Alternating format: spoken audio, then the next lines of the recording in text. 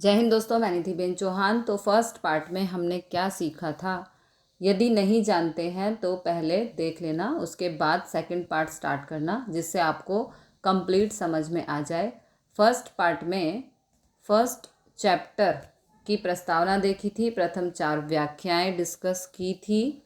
4 व्याख्याएं थी धंधाकीय व्यवहार, बनाव, पूंजी और आहरण। पूंजी और आहरण की व्याख्या बहुत इंपॉर्टेंट है, 1 मार्क में आपको पूछा जा सकता है, इसलिए फर्स्ट पार्ट आपको ज़रूर देखना है। सेकंड पार्ट में आगे बढ़ते हैं, अगली व्याख्या देखते हैं, सभी इम्पॉर्टेंट है और एक एक मार्क में पूछ सकते हैं। तो 5वीं पारिभाषिक शब्द है जवाबदारी, ओके, जिम्मेदारी, जिसका दूसरा नाम है जिम्मेदारी। देना इंग्लिश में कहते हैं लायबिलिटी। पहले व्याख्या पढ़ते हैं फिर एक्सप्लेन करेंगे। तो व्याख्या है हमारी, धंधा द्वारा उधार खरीदा माल या सेवा के बदले में चुकाने वाली रकम या उधार ली गई रकम वापस देनी हो तो उसे जिम्मेदारी कहते हैं। जैसे आम भाषा में कि हम किसी से उधार लें और हमें वो देना है तो वो हमारी जिम्मेदारी है। ओके, तो बिल्कुल इजी है। जिम्मेदारी मीन्स शॉर्ट में कहें तो हमारे ऊपर अगर कोई रुपए मांगता हो, उसे कोई पेमेंट करना बाकी हो, वो हमारी जिम्मेदारी है। चुकाए जाने वाली रकम मीन्स हमारे ऊपर कोई रुपए मांगता हो, उसे रुपए देने बाकी हो, तो ये हमारी जिम्मेदारी है। 2 तरीके से उत्पन्न होती है। एक है जैसे हमने किसी के पास से उधार माल खरीदा, सपोज़ कि हमने होलसेल के व्यापारी से अपनी दुकान के लिए 5,000 का माल खरीदा।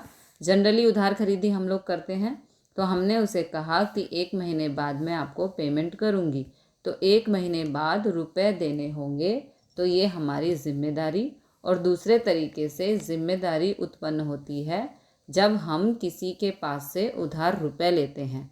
मानो कि हमें रुपए की ज़रूरत पड़ी, हमने अपने किसी दोस्त के पास से रुपए लिए या किसी रिलेटिव के पास से लिए या बैंक में से लोन ली, तो जिसके पास से रुपए लिए होंगे उसे कुछ समय बाद देने तो होंगे, तो ये अपनी जिम्मेदारी कहलाई। ओके, नेक्स्ट है आंतरिक जिम्मेदारी और बाह्य जिम्मेदारी। इंग्लिश में कहते हैं internal liability and external liability. Okay, आंतरिक जिम्मेदारी मीन्स, तो सपोज़ कि निधि ट्रेडर्स एक संस्था है और सपोज़ मुझे एक डिजिटल बोर्ड लेना है और उसके लिए 2 लाख रुपए की ज़रूरत है। अब निधि ट्रेडर्स के पास इतना फंड नहीं है कि 2 लाख रुपए का खर्चा कर सके और बोर्ड खरीद सके, तो क्या करेंगे? बोर्ड तो लेना ज़रूरी है, क्यों? वीडियो बनाने के लिए। तो क्या करेंगे? निधि ट्रेडर्स क्या करेंगे? तो निधि ट्रेडर्स की जो मालिक है मीन्स मैं मेरी क्लासेस को, कंपनी को, फर्म को 2 लाख रुपए दूंगी और उसमें से निधि ट्रेडर्स के नाम से एक बोर्ड खरीदूंगी। मैं बिज़नेस की मालिक निधि ट्रेडर्स के नाम की संस्था को, मेरी खुद की संस्था को 2 लाख रुपए दूंगी और उसमें से हम बोर्ड लेंगे और उसके ऊपर आपको पढ़ाएंगे। तो मालिक जब बिज़नेस में कुछ लेकर आए तो उसे पूंजी कहते हैं। फर्म का मालिक बिजनेस में जो इन्वेस्ट करे वो पूंजी। तो मालिक द्वारा बिजनेस में जो पूंजी दी जाती है, ये 2 लाख रुपए निधि ट्रेडर की जिम्मेदारी है, जो इन फ्यूचर मुझे वापस देनी होगी। जब बिजनेस बंद होगा तब। तो ये हुई आंतरिक जिम्मेदारी। अब व्याख्या पढ़ते हैं। धंधे के मालिक द्वारा जब धंधे को पूंजी दी जाती है, वह धंधे की आंतरिक जिम्मेदारी बनती है। निधि ट्रेडर्स मुझे मीन्स निधि को इन फ्यूचर 2 लाख रुपए वापस देगी। कौन? निधि ट्रेडर्स। तो निधि ट्रेडर्स की आंतरिक जिम्मेदारी हुई, क्योंकि मालिक ने रुपए दिए हैं, पूंजी के रुपए। अब समझते हैं बाह्य जिम्मेदारी। तो सपोज़ कि निधि ट्रेडर्स का रिनोवेशन करना है और उसके लिए 5 लाख रुपए की ज़रूरत है। अब 5 लाख रुपए मेरे पास नहीं है कि मैं निधि ट्रेडर्स को दे सकूं, तो अब क्या करेंगे? मैं जाऊंगी बैंक में, बैंक वाले को मैं कहूँगी कि भाई निधि ट्रेडर्स को लोन चाहिए, रिनोवेशन करना है और बैंक के पास से मैं 5 लाख रुपए लेकर आती हूँ। निधि ट्रेडर्स को लोन किसने दी? बैंक ने। तो जब बाहर से बिजनेस में हम रुपए लेकर आते हैं तो in future Nidhi traders bank को रुपया वापस करेगी। बाहरी व्यक्ति है बैंक, तो बाह्य जिम्मेदारी कहलाती है। और अगर निधि रुपए दे निधि ट्रेडर्स को तो ये आंतरिक जिम्मेदारी है। मालिक दे तो आंतरिक जिम्मेदारी, बाहर से किसी के पास से लिए तो वो बाह्य जिम्मेदारी कहलाती है। चलो व्याख्या पढ़ते हैं। धंधे के द्वारा त्राहित पक्षकार, त्राहित मीन्स है यहाँ पर कोई तीसरा व्यक्ति, बैंक तीसरा व्यक्ति कहलाता है। ऐसा ज़रूरी नहीं कि बैंक से खाली लोन ले सकते हैं। जैसे हमने किसी व्यापारी से उधार माल लिया हो तो उसे भी रुपए देने होंगे, तो ये भी बाह्य जिम्मेदारी कहलाती है। इन शॉर्ट, मालिक सिवाय अन्य किसी व्यक्ति से माल खरीदें अथवा रुपया उधार लें तो ये बाह्य जिम्मेदारी है। ओके, नेक्स्ट डेफिनेशन 7 नंबर, चालू जिम्मेदारी और बिन चालू जिम्मेदारी।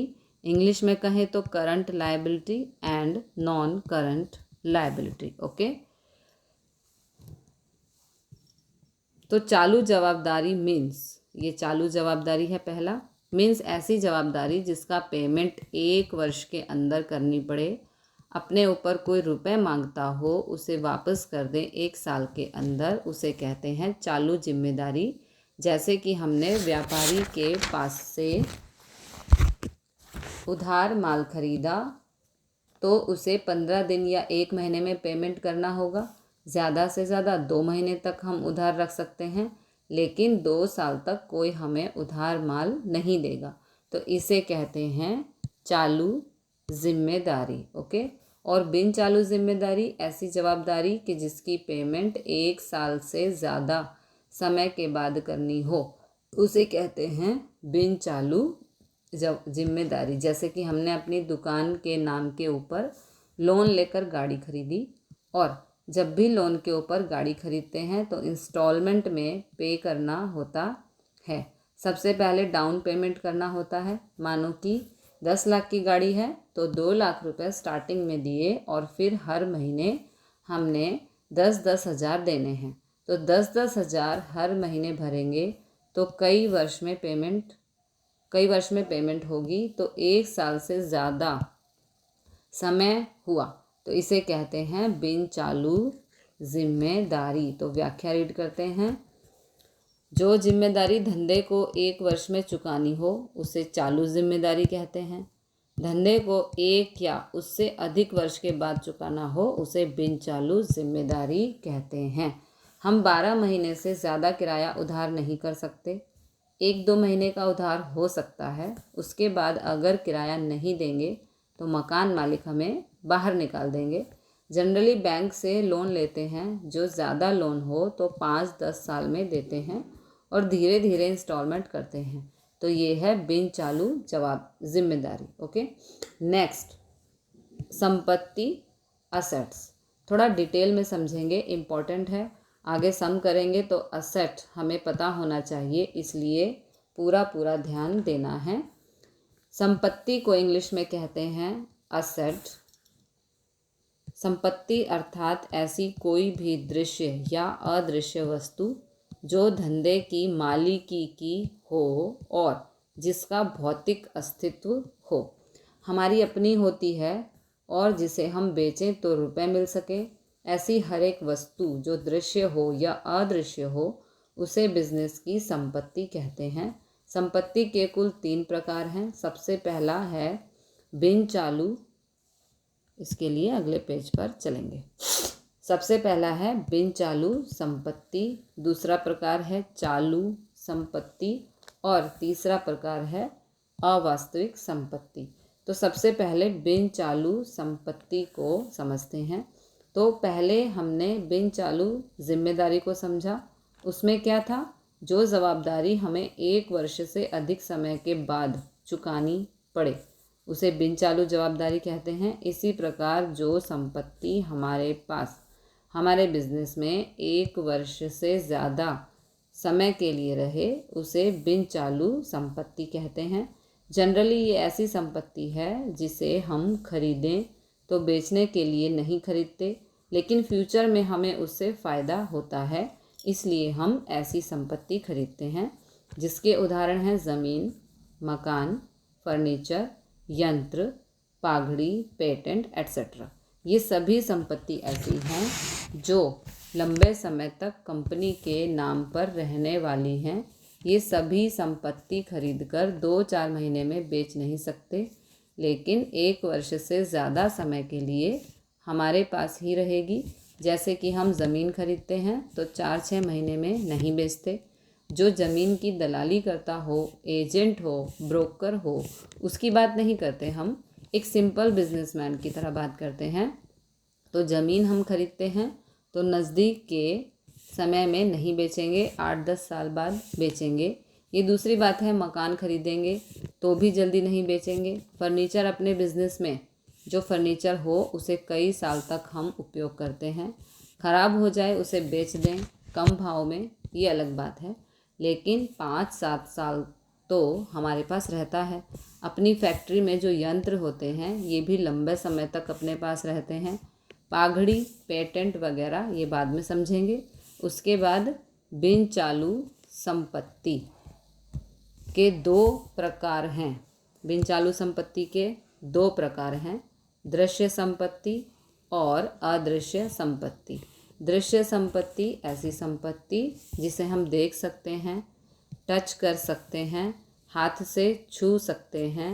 दृश्य मिलकत इसके उदाहरण हैं ज़मीन, मकान, फर्नीचर, यंत्र एट्सेट्रा। और अदृश्य मीन्स जो है तो लेकिन उसे देख नहीं सकते, ऐसी संपत्ति को अदृश्य संपत्ति कहते हैं। इसके उदाहरण हैं पाघड़ी, patent, trademark, copyright, licence etcetera. ये ऐसी संपत्ति है जो अपने नाम पर होती है लेकिन हम उसे देख नहीं सकते, इसलिए उसे अदृश्य संपत्ति कहते हैं। इन सबको हम टच नहीं कर सकते। पाघड़ी के बारे में थोड़ा समझते हैं। पाघड़ी मीन्स प्रतिष्ठा का मूल्य है। पाघड़ी जैसे कि मार्केट में अपना अच्छा नाम है, हमारे कस्टमर्स हमारे पास रेगुलर आते हैं, हमारा माल जल्दी से बिक जाता है और हम अच्छा मुनाफा कमाते हैं, तो अपने बिजनेस की पाघड़ी ज़्यादा अच्छी समझी जाती है। क्योंकि सभी जानते हैं मार्केट में अच्छी जगह पर अपनी शॉप है। अगर हम ये दुकान बेचते हैं, अगर हम हमारा बिज़नेस बेचते हैं तो अन्य बिजनेसमैन से ज़्यादा हमें रुपए मिलेंगे, और ये जो ज़्यादा रुपए मिलते हैं इसे कहते हैं पाघड़ी। पाघड़ी कैसे स्ट्रॉन्ग हुई? एक तो अपने बिजनेस की जगह अच्छी थी, मेन मार्केट में अपनी शॉप थी, ऊपर से वर्षों से हम बिज़नेस कर रहे हैं तो बहुत सारे लोग हमें जानते हैं। सबको पता है कि हमारी शॉप से ये चीज़ मिल जाती है, तो कस्टमर सीधा अपने पास आ जाता है। ज़्यादा मेहनत करने की ज़रूरत नहीं है। कस्टमर के साथ अपने रिलेशन भी अच्छे हैं, इसकी वजह से अपने पास कस्टमर ज़्यादा हैं। तो इन सब कारणों की वजह से जब भी हम अपना बिज़नेस सेल करेंगे, दूसरा कोई व्यक्ति अपना बिज़नेस खरीदेगा तो उसे डायरेक्ट बेनिफिट मिलेगा, क्योंकि ये जो हमने मेहनत की है इसका फ़ायदा डायरेक्ट नए बिजनेसमैन को मिलेगा। इसलिए बिज़नेस की जो रेगुलर कीमत है इससे ज़्यादा हम नए बिजनेसमैन से ले सकते हैं। इसे कहते हैं पाघड़ी। उसके बाद है पेटेंट। ये भी अदृश्य मिल्कियत है। मानो कि हम कोई वस्तु बनाते हैं, जैसे हम कोई पार्ले जी बिस्किट बनाते हैं। पार्ले जी की कीमत है 5 रुपये। अब अपने बिस्किट की अच्छी सेल है, पूरे देश के लोग पार्ले जी खाते हैं, इससे हमें अच्छा फ़ायदा होता है। लेकिन एक व्यक्ति को पता चला कि हम पार्ले जी कैसे बनाते हैं, और वो व्यक्ति अपनी फैक्ट्री में सेम टू सेम पार्ले जी का उत्पादन करता है, हमारी परमिशन लिए बिना, और जैसी पैकिंग हम करते हैं सेम ऐसी ही पैकिंग में वो पार्ले जी बेचता है। उसका बिस्किट पार्ले जी के नाम पर बेचता है। आपको तो पता नहीं चलता कि ये बिस्किट किसने बनाया है, मैंने बनाया है या किसी और ने। आपको तो लगता है कि ये तो मैडम की कंपनी में बना है तो हम वही खरीदते हैं, इसका प्रॉफिट मैडम को मिलने वाला है, लेकिन ये प्रॉफिट मुझे नहीं मिलता, ये मिलता है उसे जिसने मेरे प्रोडक्ट की कॉपी की है, उसे मिलता है। तो ये इलीगल है, वो ऐसा नहीं कर सकता, फिर भी वो ऐसा करता है। तो ऐसा कोई ना कर सके, हमारी चीज़ की कॉपी कोई दूसरा व्यक्ति ना कर सके, इसके लिए हमें अपनी वस्तु सरकार के पास रजिस्टर करानी पड़ती है, उसकी पेटेंट लेनी होती है और उसके लिए हमें एक सर्टिफिकेट मिलता है, और उसके बाद हमारी वस्तु की कॉपी कोई दूसरा करे तो हम उसके ऊपर कानूनी एक्शन ले सकते हैं। तो समझ आया पेटेंट। अब जो अगर मुझे पता चला कि दूसरा व्यक्ति मेरी चीज़ बनाकर बेच रहा है मेरे नाम से, तो मैं उसके ऊपर केस करूँगी और फिर वो बंद कर देगा।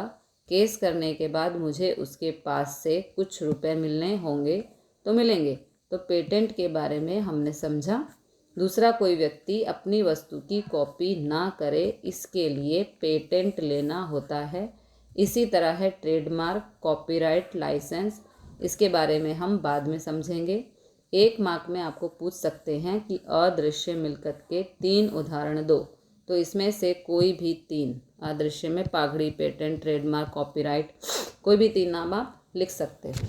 नेक्स्ट है चालू संपत्ति। ऐसी संपत्ति कि जो अपने बिजनेस में शॉर्ट टाइम के लिए होती है, कम समय के लिए होती है, 1 वर्ष से कम समय के लिए, जैसे नगद शेष, बैंक शेष, देनदार, माल स्टॉक।